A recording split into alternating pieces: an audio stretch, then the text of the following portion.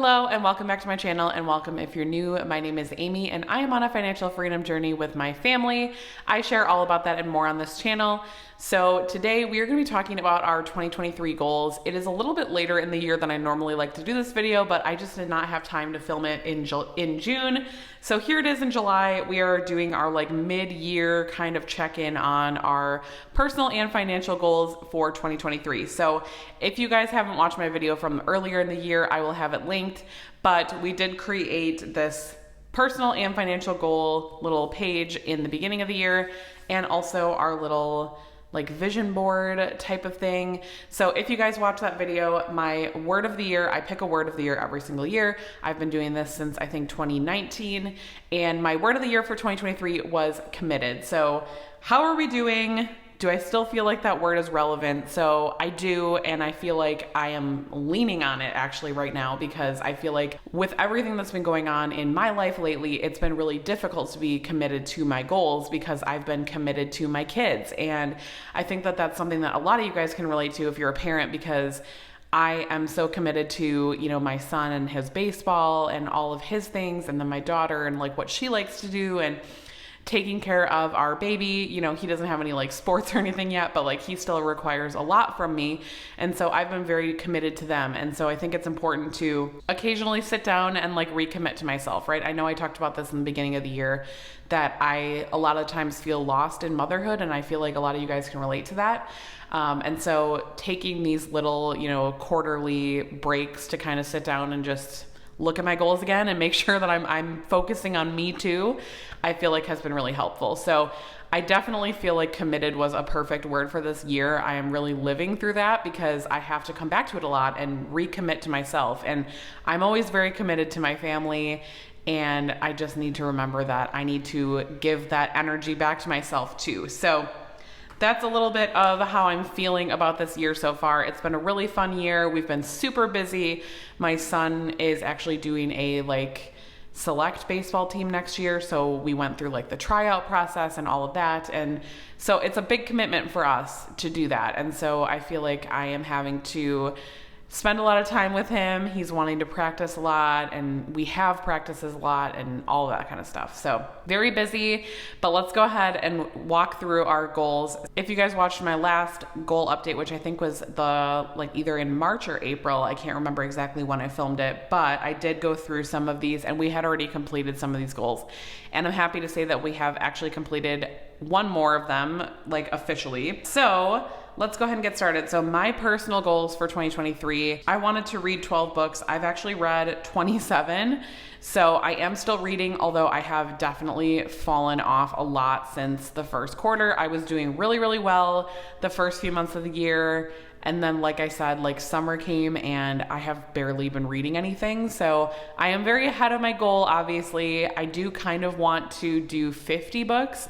So I am basically on track for that goal. I'm a little bit behind, I think, but I could definitely still do 50. So we will see if we get there. I'm not putting too much pressure on myself because reading 50 books in a year is a lot. That's the most I've ever read. Actually, the current amount that I've read, 27, is the most books that I think I've ever read in a year since I've been an adult. So I'm very proud of that, and I'm trying not to put too much extra pressure on myself because, again, my goal was originally only 12, and I've more than doubled that. So yeah, that's where we're at right now. I am trying to get back into reading though, because I have really fallen off, and I feel like reading is really helpful for me and my mental health, and just helping me not be on my screens as much. So I am trying to get back into reading, but it's been difficult in the summer. I know fall will be better because, we live in Wisconsin. It's cold. Okay. Nobody's outside in the late fall, early winter. So yeah, I know it'll get better, but that's where we're at right now on the book goal. Good workout routine. I'm usually really, really good with this.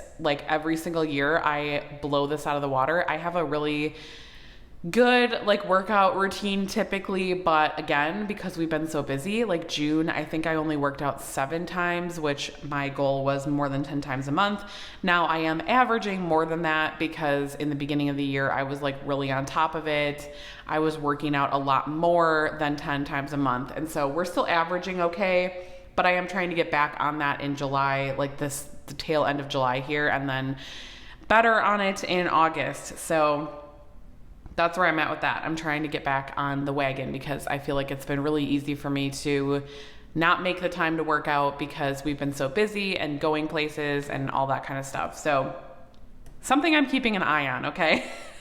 I'm aware that I need to get back on it, and that's all you can ask for. So my third goal is to get the 5,000 minute badge on Peloton. So we do have a Peloton bike, and that is like my primary source of exercise, I would say. We really want to get a treadmill too, a Peloton treadmill, but I'm not sure if that's gonna happen this year or not. I might be looking to maybe do that with some of my bonus money that I get at the end of the year typically.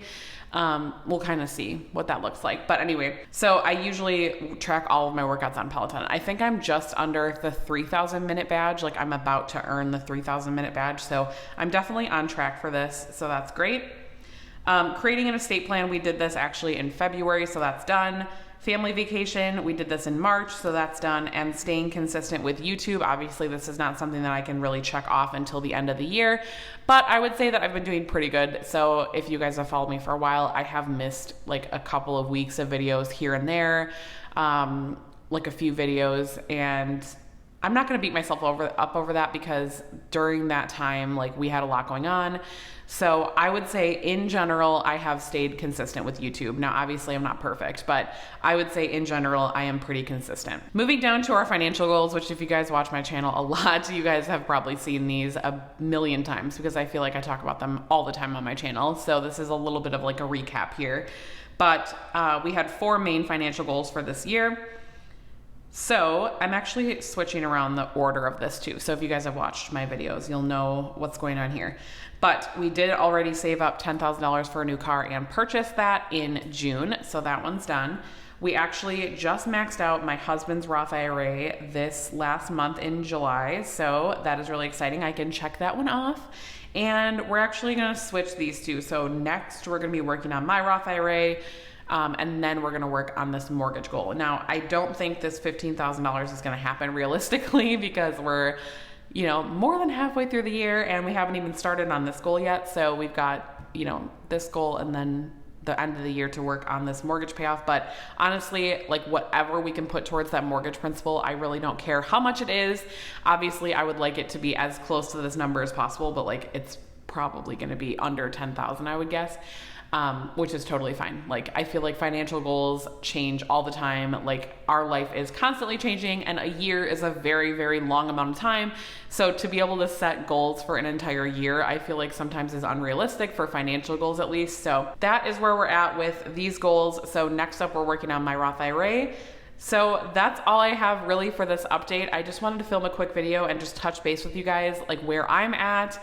I would love to hear where you guys are at with your goals. Please, please comment down below. Let me know, did you pick a word of the year? Like, what was your word of the year? How are you feeling about it at this point through the year? And also, like, did you have any main personal or financial goals that you're working on and how are you doing towards those?